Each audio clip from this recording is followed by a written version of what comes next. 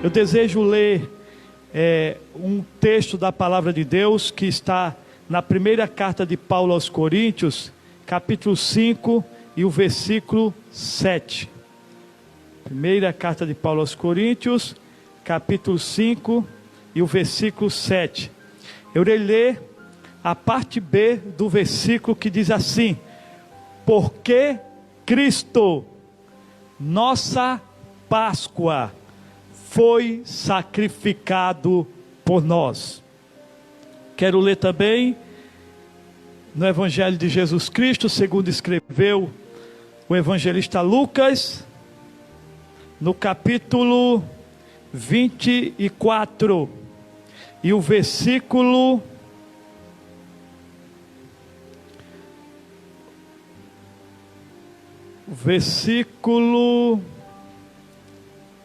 6, a parte A do versículo, que diz: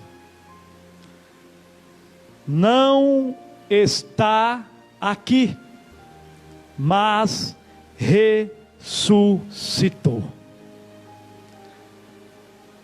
O dia de hoje é um dia especial para o mundo cristão, extremamente especial para o mundo cristão, porque hoje comemoram-se a Páscoa. Se fôssemos resumir aqui a Páscoa, nós resumiríamos da seguinte maneira: morte e ressurreição de Jesus Cristo. Mas nós queremos falar um pouco, conversar um pouco com os irmãos acerca do tema a verdadeira Páscoa.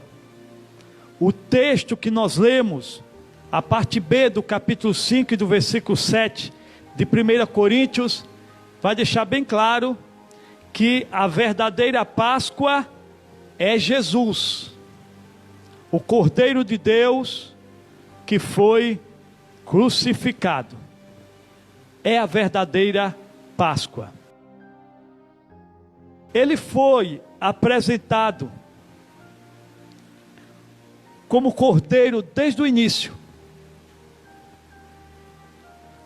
Antes mesmo de nascer, muitos anos antes, os profetas já falavam desse Cordeiro que haveria de morrer, que haveria de derramar o seu sangue. Quando cumpriu-se o tempo, ele vem e, por obra e graça do Espírito Santo, ele é gerado no ventre de uma virgem por nome Maria. Nasceu de uma virgem, a primeira mulher que teve o seu ímã rompido de dentro para fora foi Maria. De uma forma milagrosa, o menino foi concebido no seu ventre através da ação do Espírito Santo. Nasceu em Belém. Lá mesmo ele foi louvado pelos anjos. A Bíblia vai dizer que um coral de anjos apareceu do céu e louvava o nome do Senhor. Foi reverenciado pelos pastores que estavam cuidando das ovelhas. Tempos depois, ele foi adorado pelos sábios do Oriente, que trouxeram para ele ouro, incenso e mirra. Ele cresce e torna-se um carpinteiro, ajudando seu pai lá na carpintaria do irmão José.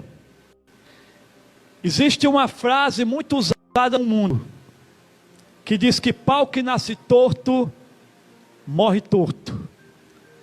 Mas eu quero dizer aos senhores e às senhoras, é o pau que não cai na mão do carpinteiro de Nazaré, porque todo pau que cai na mão do carpinteiro de Nazaré ele é transformado em uma ferramenta extraordinária. Viveu sua vida batendo prego, cortando madeira, trabalhando como carpinteiro junto com seu pai. Cumpre-se o tempo do início do seu ministério, e ele aparece às margens do Rio Jordão, e revelado por Deus, o profeta João Batista grita para que todos ouçam, para que todos pudessem ouvir: eis o Cordeiro de Deus, que tira o pecado do mundo. Em outras palavras, aí está a Páscoa, a nossa Páscoa, já que o centro da Páscoa não é coelho, como muita gente coloca. O centro da Páscoa é um cordeiro, o Cordeiro de Deus, que tira o pecado do mundo. E ele inicia, logo após o batismo, o seu ministério.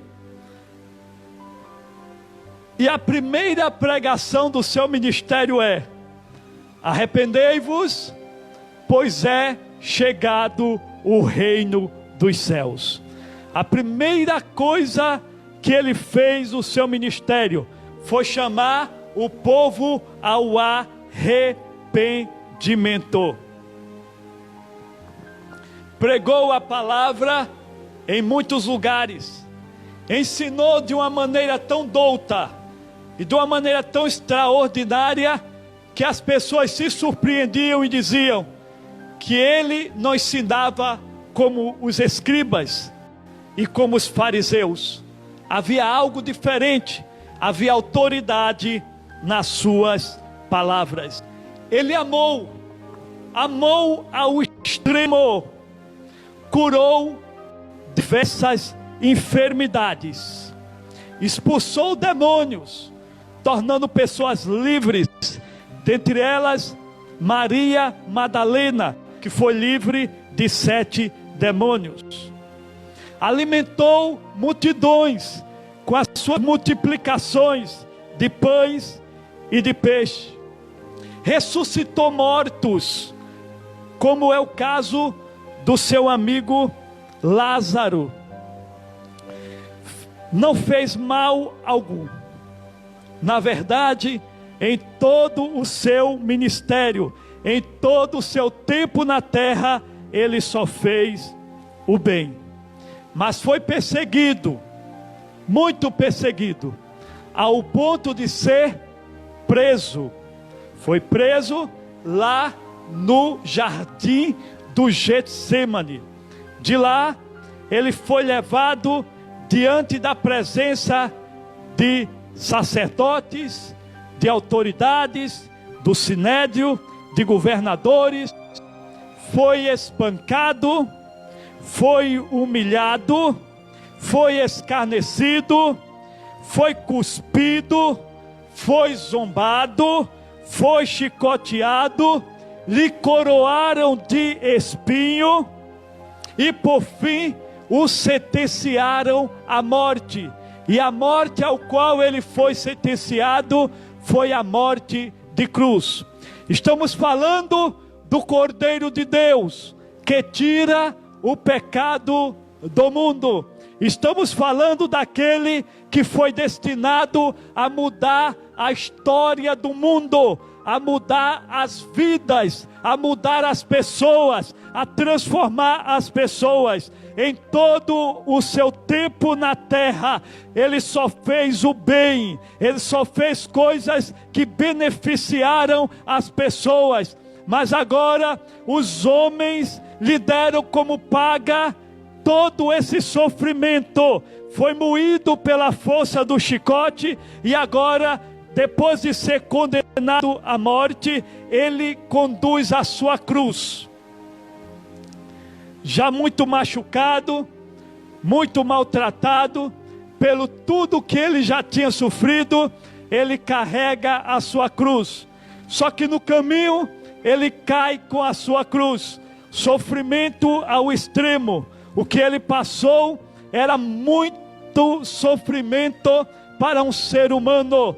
Caiu, mas a determinação era que o condenado não poderia morrer antes do lugar da caveira, antes do alto do Gólgota.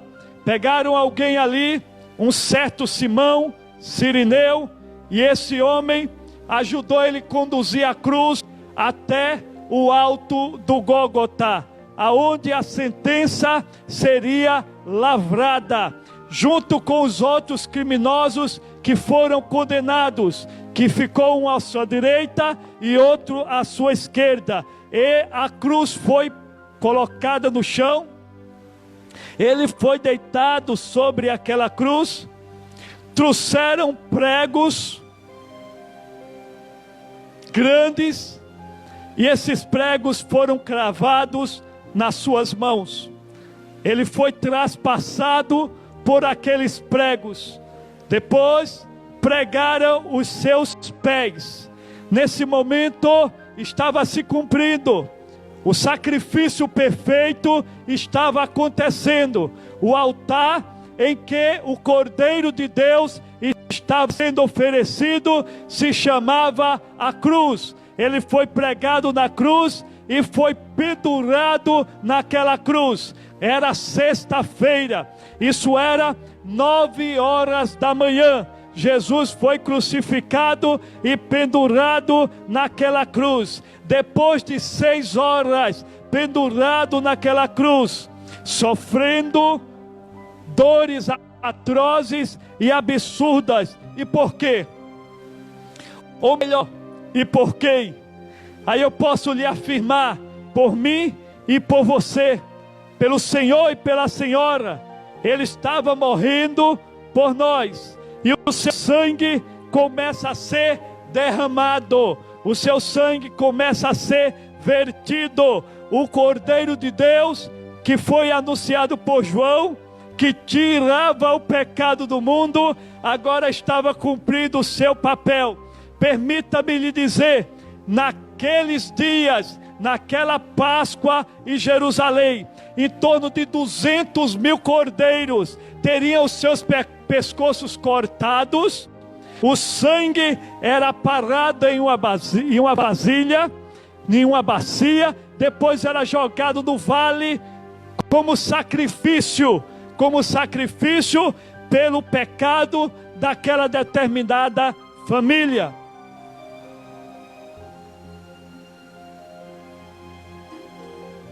Mas no meio deles estava o verdadeiro Cordeiro. No meio deles estava a verdadeira Páscoa. No meio deles estava o Cordeiro de Deus que tira o pecado do mundo. Mas para que o pecado do mundo fosse tirado, o sangue do Cordeiro tinha que ser derramado. E foi o que aconteceu. Quando deu por volta a hora nona, 3 horas da tarde, o sangue dele já tinha se esvaído, e por final vai sair água. Antes dele render o seu espírito, entregar o espírito a Deus, ele grita para que todos possam ouvir, e ele está falando diretamente com Deus. Tetelestai, ele está dizendo para Deus: eu cumpri aquilo para o qual eu fui determinado, eu cumpri aquilo para o qual que eu me ofereci, eu cumpri aquilo para o qual que eu me apresentei. Ele estava naquele momento se apresentando para Deus e dizendo: agora eu cumpri a tua justiça. Em outras palavras, agora eu estou livrando o mundo da condenação eterna. Agora aquele que se entregar a mim, aquele que reconhecer o meu sacrifício, ele está salvo, ele está liberto. Aquele que se arrepender dos seus pecados, ele está liberto através do sacrifício. Através do sacrifício. sacrifício, que fora derramado na cruz do Calvário. Nós estamos falando do Cordeiro perfeito que derramou seu sangue para redimir o homem dos seus pecados. Pois bem, o Senhor e a senhora que está aí do outro lado, entenda que esse sangue tem que ser honrado, esse sangue tem que ser respeitado, esse sangue tem que ser amado, tem que haver um reconhecimento da parte do homem, um reconhecimento da parte do ser humano, de que Jesus fez o que era necessário para salvar as nossas almas, para salvar as nossas vidas.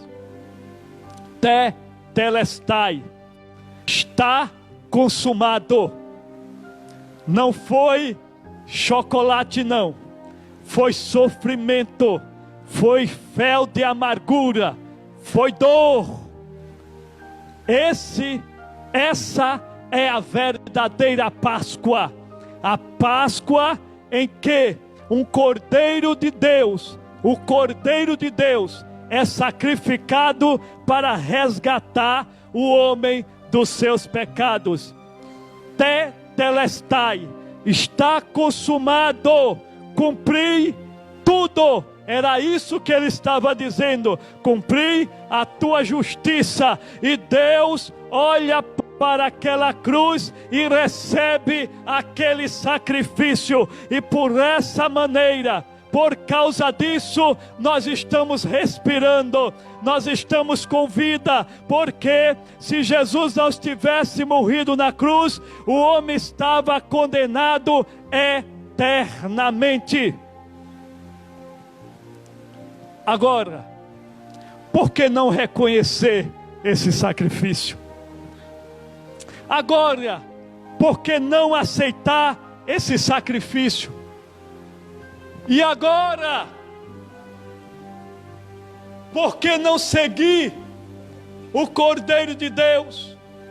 E agora, por que não reconhecer que não precisa de mais nenhum tipo de sacrifício, porque o sacrifício perfeito foi cumprido na cruz do Calvário?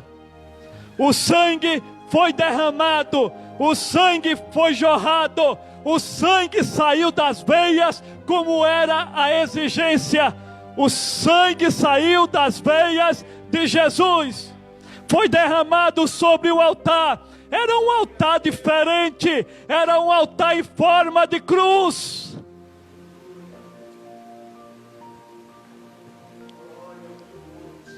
Tetelestai, está consumado. Agora só resta o homem reconhecer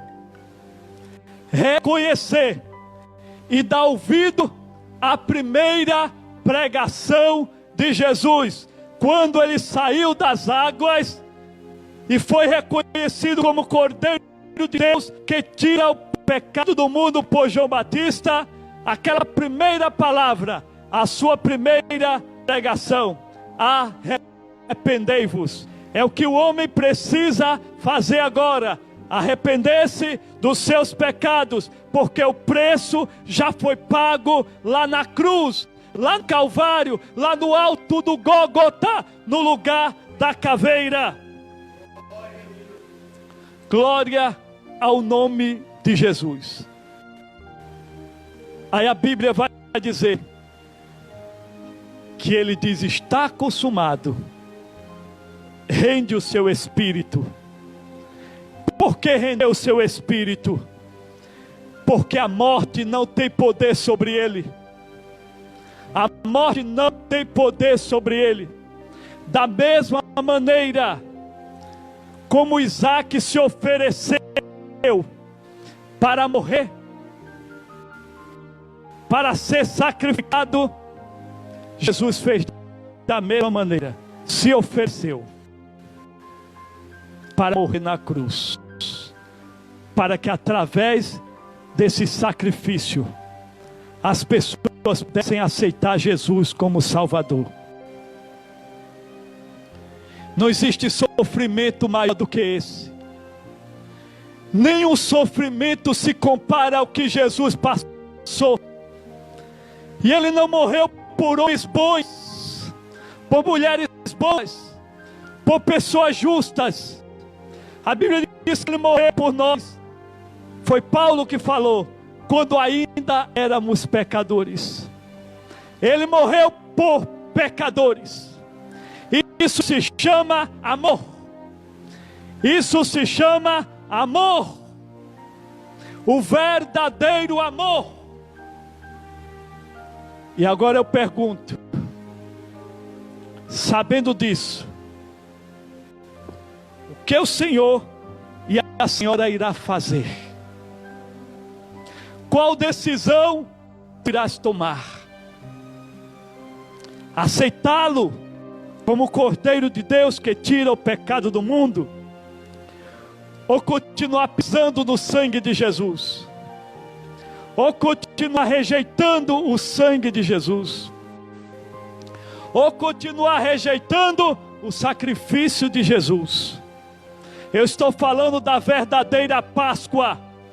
Eu não estou falando dessa balela que o homem faz para vender chocolate, não. Eu estou falando da verdadeira Páscoa. Eu estou falando de sangue. Eu estou falando de dor. Eu estou falando de sofrimento.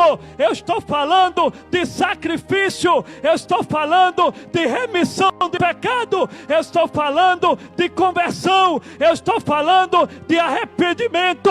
Eu estou falando do verdadeiro significado do amor, da verdadeira expressão da graça de Deus. A morte de Jesus na cruz do Calvário. Até quando rejeitarás esse sacrifício? Até quando fecharás os olhos para esse sacrifício e continuarás a praticar aquilo que não agrada a Deus? Até quando rejeitarás esse sacrifício? Eu não estou falando de palavras, eu estou falando de atos, eu estou falando de atitudes. Sem palavras, pregado em uma cruz, derramando o seu sangue, Ele demonstrou verdadeiramente o puro significado do que é amor. Ele mostrou o que é amor, atitude.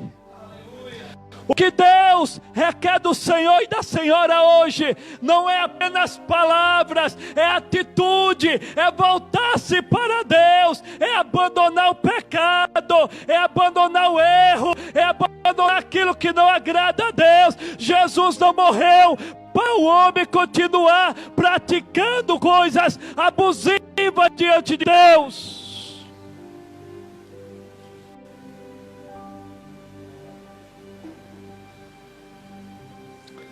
Jesus não morreu para o homem, nesse período, assistir um filme sobre a paixão de Cristo, chorar, e no dia seguinte continuar praticando pecados contra Deus, desobedecendo a palavra de Deus. Não, Ele morreu para que o homem reconhecesse que essa morte tem valor, e o reconhecimento que essa morte tem valor leva o homem ao arrependimento, mudança de vida, conversão. Saiba de uma coisa: no último dia, o homem vai prestar conta.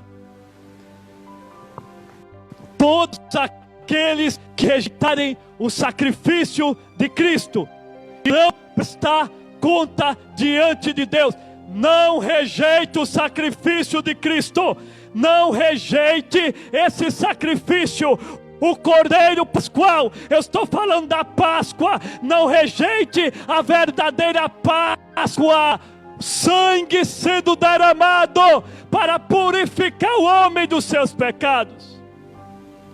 Sangue de Deus, sangue do Filho de Deus, sangue de um justo, sangue de uma pessoa boa, sangue de alguém que desceu do alto da sua glória, deixou seu trono e veio a essa terra com o propósito de morrer pelos pecadores. Verdadeira Páscoa. Mas não ficou apenas nisso. Morreu na sexta-feira. Foi tirado da cruz na sexta. Foi sepultado na sexta. E deixa eu fazer aqui uma colocação. Ele foi colocado no sepulcro emprestado. Sabe por quê? Porque ele ia passar apenas 3 dias lá. Não precisava ser um sepulcro próprio ou definitivo. Era emprestado mesmo. Quando passou de 6 horas, anoiteceu, já começa o dia do sábado para os judeus, segundo dia. Quando chega no domingo pela manhã, que já está claro, terceiro dia, e se cumpre aquilo que ele mesmo havia falado. Quando as mulheres chegaram lá no sepulcro, a pedra estava removida. Aleluias! No primeiro dia da semana, isso é hoje, o dia do Senhor, hoje, domingo. Aleluia! Quando chegou no sepulcro, a pedra estava removida. E onde estava o defunto? O defunto já tinha voltado à vida, já tinha ressuscitado. Eu estou falando da verdadeira Páscoa. Jesus morreu e ao terceiro dia voltou à vida para dizer à morte que ele vence tudo. Tudo está sob o seu controle. Ele é a primícia dos que dormem. Depois ele sobe ao céu. Mas antes de subir, quando Maria tenta tocar, ele não toque, porque ainda não fui para o meu Pai. As palavras: eu não apresentei o sacrifício. De maneira formal, Jesus subiu aos céus, chegou diante do trono de Deus. Rabacantui, Rebianda, Rabacanda, Rabacai. Ninguém podia tocar nele. Chegou diante do trono de Deus de maneira formal e disse: aqui está, ó, a marca do sangue, a marca dos cravos. Aqui está o sacrifício. Eu cumpri. Churibicanta, rabassubrianda, rabacandaraia. E aquilo Deus recebe como cheiro suave as suas narinas.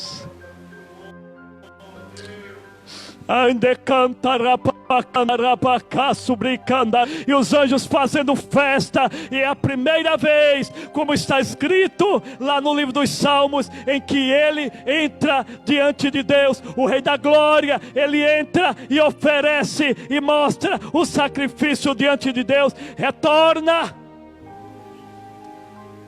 Passa mais 40 dias. Depois, de forma definitiva, ele sobe. E agora, nesse momento, ele está sentado à direita de Deus, intercedendo por nós. Ele está vivo. Ele vive. Ele vive. O túmulo está vazio. Ele vive. Aleluias! E ele está prestes a voltar para levar a sua igreja para morrer. para esse mundo de uma maneira definitiva. A igreja vai morrer para esse mundo, vai sumir, vai desaparecer, e Ele vai levar essa igreja, e lá ela vai ter vida eterna, eternamente vivendo com Ele. Isso chama arrebatamento. Já estou terminando essa palavra, fazendo um resumo, dizendo para o Senhor e para a Senhora: Ele nasceu, mas Ele não é mais uma criança. Ele cresceu, morreu em uma cruz, mas não está mais pendurado na cruz. Foi colocado em um túmulo emprestado, mas Ele não está mais no túmulo. Se você for Israel, está lá escrito: não está mais aqui. Ele ressuscitou, aleluia, subiu para o céu, está sentado em um trono de glória, preparado. A qualquer momento Ele voltará para buscar o seu povo, para buscar a sua igreja. E a Bíblia diz: quem tem essa esperança, purifique-se a si mesmo. E quem pode dizer: é hora de gritar: Maranata, Maranata, Maranata, ora vem Senhor Jesus, ora vem Senhor Jesus.